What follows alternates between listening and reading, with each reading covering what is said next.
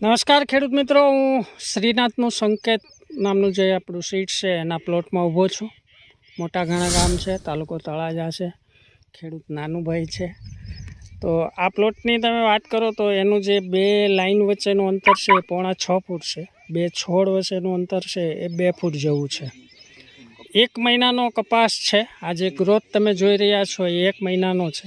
સારો કપાસ છે, સરસ છે, તંદુરસ્ત દેખાઈ રહ્યો છે.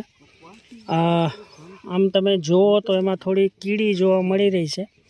બાકી અત્યારે બહુ બધા છોડ મેં જોયા તો કોઈક જગ્યાએ થ્રિપ્સ દેખાય છે, પણ તો એટલા મોટા પ્રમાણમાં નથી કે એને કોઈ ડેન્જર દવા છાંટવી પડે.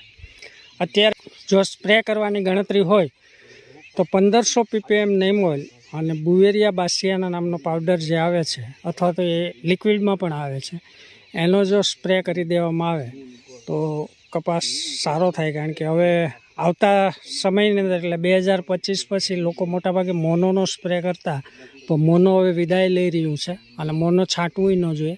મેં ઘણા બધા વિડીયો બનાવ્યા છે કે મોનોથી શું નુકસાન થાય.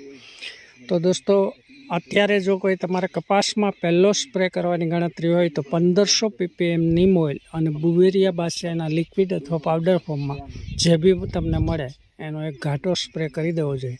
એનાથી કપાસમાં ઘણો બધો ફાયદો થશે. નમસ્કાર.